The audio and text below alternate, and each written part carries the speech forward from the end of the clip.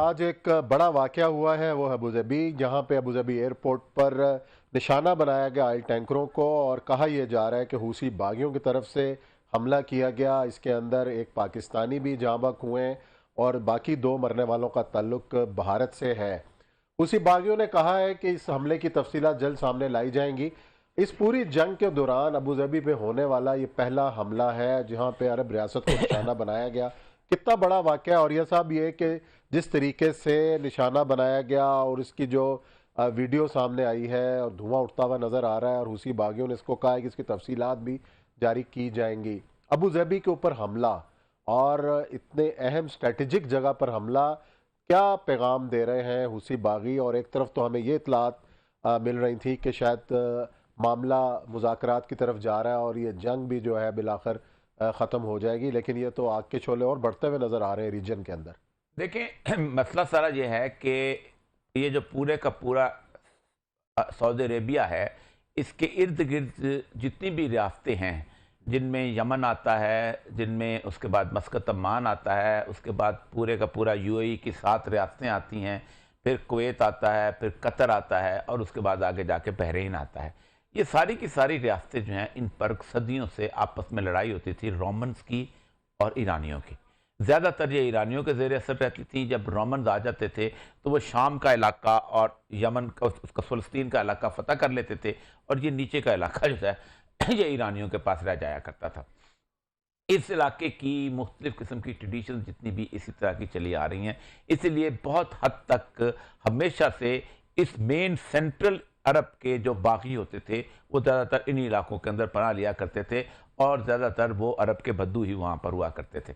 लेकिन तेल के आने के बाद हुआ यह है कि अचानक इन सारे इलाकों के लोगों को अहमियत मिल गई। ये जो सारे बड़े बड़े लोग थे, ये जिसको तेल नहीं होता था, आपको अंदाज़ा होगा कि हाजियों के जब काफ़िले जाया करते थे तो रास्ते के अंदर जितने भी कज़ाक होते थे वो इसी इलाकों के अंदर हुआ करते थे, और अब उनके ज़ाबात बहुत ज़्यादा तेल आ गया। रसूलुल्लाह सल्लल्लाहु अलैहि वसल्लम की एक बड़ी मशहूर हदीस है, जो कि फ़ितन के ऊपर सबसे बड़ी हदीस है। आप सल्लल्लाहु अलैहि वसल्लम अपनी विसाल से, दुनिया से पर्दा करने से सिर्फ चंद दिन पहले सहाबा के एक मजमे में बैठे हुए थे, और आप सल्लल्लाहु अलैहि वसल्लम के पास एक साहब बहुत सफ़ेद उजले कपड़ों में आके बैठ गए, और उन्होंने आपके उनके साथ अपना घुटने से घुटना लगा दिया। तो सहाबा बड़े हैरान हुए और कहा कि अचानक हाथ रखा और एक सवाल पूछा कि या रसूलल्लाह, ये बताइए कि इस्लाम क्या चीज़ है? तो आपने बताया। फिर उससे पूछा, या रसूलल्लाह ये बताइए कि ईमान क्या चीज़ है? आपने ये बताया। फिर तीसरा उन्होंने एक और सवाल पूछा, एहसान क्या चीज़ है? तो आपने एहसान का जवाब देते हुए कहा कि अल्लाह की ऐसी इबादत करो जैसे तुम उसे देख रहे हो, अगर ऐसा मुमकिन नहीं तो फिर ऐसे करो जैसे वो तुम्हें देख रहा है। उसके बाद 2 सवाल ऐसे किए जो इस सारे एरिया के बारे में आते हैं। आपसे पूछा गया कि क़यामत कब आएगी? तो आपने जवाब दिया कि पूछने वाले से जानने वाला ज़्यादा नहीं जानता, जितना तुम जानते उतना ही मैं जानता हूँ, यानी कुल इल्मुल इल्म इंदल्लाह। अगला सवाल के कहा अशरातुस्साअ यानी अलामत क्या है? तो आपने कहा जब अरब के नंगे पांव फिरने वाले चरवाहे ऊंची ऊंची बुलंद बाला इमारतें बनाने में एक दूसरे का मुकाबला करने लगेंगे, और दूसरा था कि लौंडी अपने आका को जन्म लेगी। तो ये अलामत जो है ये कंप्लीट हुई।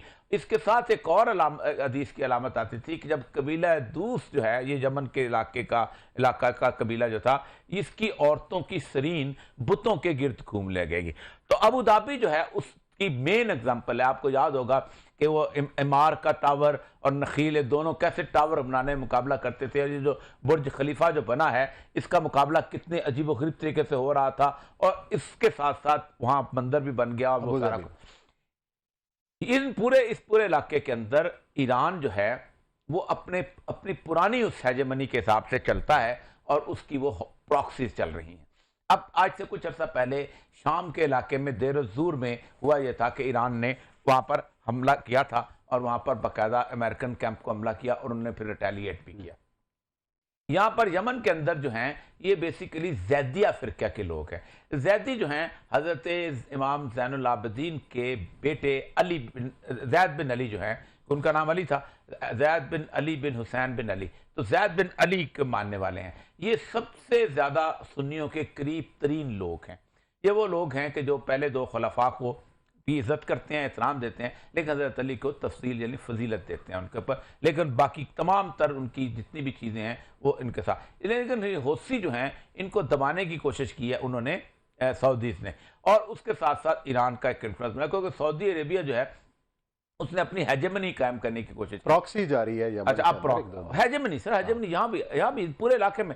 अब हुआ यह है कि सारी 12-13 प्रॉक्सीज के अंदर सबसे बड़ी दलील जो सऊदीज देते हैं कि हम इजराइल के साथ तल्लुकात इसलिए बना रहे हैं क्योंकि ईरान हमारे पीछे है, तो ये है वो। तो जब ईरान पीछे नहीं था तब कौन से तुम इसराइल के साथ दुश्मनियां कर रहे थे? 48 में तुमने क्या कर लिया, 67 में तुमने क्या कर लिया, 73 में एक फैसल अल्लाह का बंदा वो आया था, वो उसमें लड़ा था।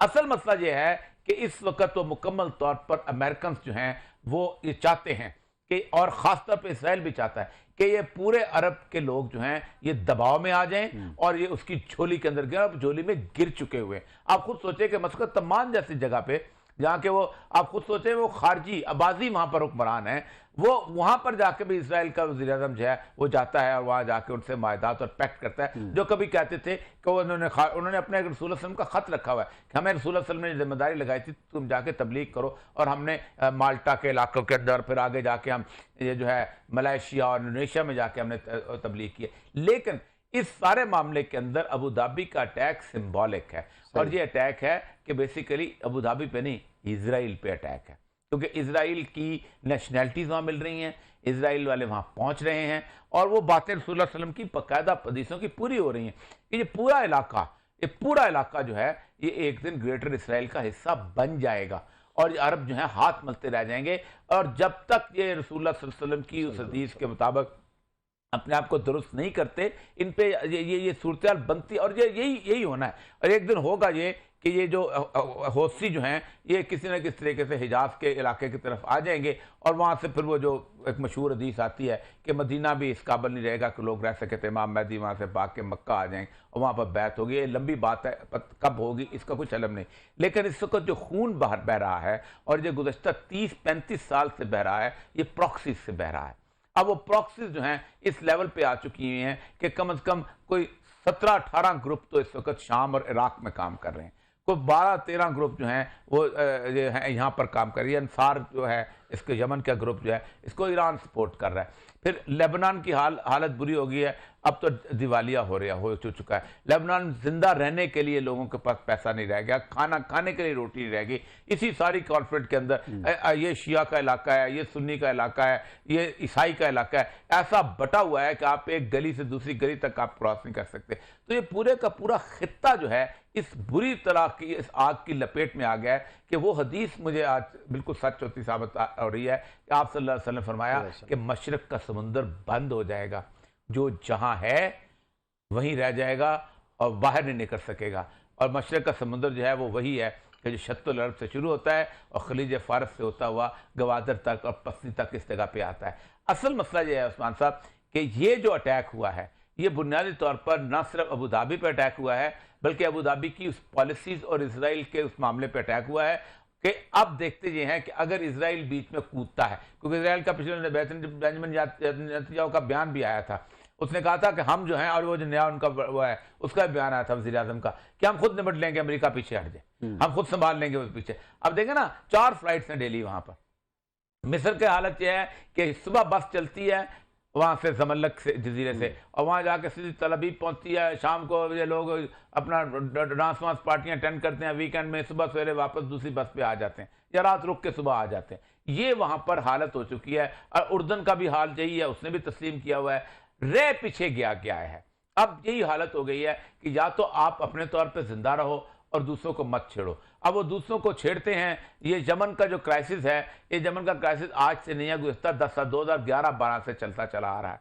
अबू धाबी में क्राइसिस नहीं बना, इन्होंने ओवरऑल कंट्रोल कर लिया क्योंकि ज्यादातर आबादी जो थी वो बाहर के लोगों की थी, और बाहर के लोगों का तो मसला है जिसने कुछ किया उसको कान से पकड़ के उसके मुल्क वापस भेज दिया। इसी तरह कतर में भी नहीं हो सका। इस तरह कतर में कोशिश की गई थी, आपको याद होगा मुकाते की कोशिश की गई थी और उन्होंने अबुधाबी पे इल्जाम भी लगाया था। लेकिन वो टेक ओवर कर ले क्योंकि आबादी थोड़ी है, बाकी आबादी दूसरी। बहरीन का जो मसला है वो मजीद और संजीदा है। और बहरीन के अंदर आपको याद होगा कि पॉपुलेशन जो है वो एक और सेट किया है, दूसरे और सेट के हैं, उन्होंने और तरह के लोगों को भर्ती करके फौज के उसके ऊपर कब्जा करने की कोशिश की हुई है। और बहरीन के साथ दमाम का इलाका आता है। ये सारा कॉन्फ्लिक्ट जोन बन चुका हुआ है और ये कॉन्फ्लिक्ट मुसलमानों का आपस का कॉन्फ्लिक्ट का है। ये बिल्कुल वही कुरान की आयत वाली बात है कि कुल वल कादर, अल्लाह कहता है राजा वस आज़ाब मिनकुम फौकुम, मैं तुम्हारे पर अजाब नाज़िल करूँ तुम्हारे सरों के ऊपर से, व तहत अर्जुलकुम, और तुम्हारे पाँव के नीचे से। लेकिन एक और चीज़ है, वजल बसकुम शीयन, और मैं तुम्हें ग्रोहों में तकसीम करके, युज़ी का बाज़कुम बासल बाद, मैं तुम्हें ग्रोहों में तकसीम करके एक दूसरे की गर्दनें कटवा कर अजाब का मजा चखाऊं। ये एक दूसरे की गर्दनें कटवा कर अजाब का मजा। अब वो वहां से रिटेलिएट करेंगे, गरीब आदमी उधर भी मरेंगे और रोज मर रहे हैं। सऊदी अरब वहां कर रहा है, ये उधर कर रहे हैं, सिर्फ मुसलमान मर रहे हैं और कोई इनको बिठाने की कोशिश नहीं करता। इमरान खान साहब बातें करते थे शुरू में, हम कर लेंगे, सुलह कराएंगे, ईरान की उस की सुलह कराएंगे, चीन और अमेरिका की भी सुलह कराएंगे। 3 अरब डॉलर आप लेते हैं भीख में, फिर कहते हैं हम सुलह कराएंगे। और सुलह कराता है बंदा जो इंडिपेंडेंटली आजादाना। अच्छा, और ये सब वैसे आपस की बात है कि इस वक्त दुनिया में कोई ऐसा मुस्लिम रहनुमा, कोई ऐसा मुसलमान मुल्क जो इन सबको बिठाने की सताहत रखता हो, कुव्वत रखता हो, कोई एक नाम हो तो बताएं। सर यही वो खिला है उस्मान साहब कि जिस खिला में लोग इंतज़ार करेंगे कि अल्लाह तबारक व तआला जो है हमें कोई ऐसी कुव्वत भेजे। इमाम महदी पे इसलिए तो लोग इकट्ठे होंगे कि जब मुकम्मल तौर पे खिला। असल मसला यह है कि मुसलमानों का कोई रहनुमा नहीं है। जितने भी 57 इस्लामी मुल्क हैं सबके हुक्मरान सेकुलर हैं। मोहम्मद उस्मान जो है कोई मुसलमान हुक्मरान है, सेकुलर हुक्मरान। इमरान खान सेकुलर हुक्मरान है, इससे पहले मुशर्रफ सेकुलर हुक्मरान था, बशार अल-असद सेकुलर हुक्मरान है, उसके बाद सेकुलर डिक्टेटर्स हैं, उसके बाद ये जो सीसी लगा ये सेकुलर डिक्टेटर है। इसने कुछ इवन मातर मोहम्मद को आप ले लें, वो भी सेकुलरिज्म पूरे का पूरा सेकुलर हिसाब से चलता है। और हुसैन वाजिद को उसको मुसलमान हुक्मरान, जिस तरह बाकी यूरोप के सेकुलर हुक्मरान होते हैं वैसे सेकुलर, तो वो सेकुलर वैल्यूज को लेके चलते हैं, लिबरल वैल्यूज को लेके चलते हैं। इसलिए तो उसने कहा मोहम्मद सलमान ने कि हम तो आप आगे बढ़ जाएंगे, हम तो यूरोप बना देंगे इस पूरे इलाके को। और जब आप देखेंगे कि जब यूरोप बनना शुरू होगा, सर अमन होगा तो यूरोप बनेगा। हाँ, इसको ये नहीं पता कि लोग नहीं चाहते। ये लोगों ने जिस वक्त इस मूवमेंट चली थी तो लोगों ने इस्तकबाल किया था कि यार हमारे अंदर मसाइल बने हुए हैं। अब्दुल वहाब नजदी की जब मूवमेंट थी बहुत मशहूर हुई थी, तो लेकिन उसके बाद जब आले सऊद साथ मिली है तो उन्होंने उसको तबाह बर्बाद कर दिया। चलें जी, देखते हैं क्या पेशरफ्त होती है और ये मामला क्या रुख इख्तियार करता है। यहाँ लेते हैं ब्रेक के बाद आएंगे और इश्यूज के ऊपर बातचीत का सिलसिला जारी रखें।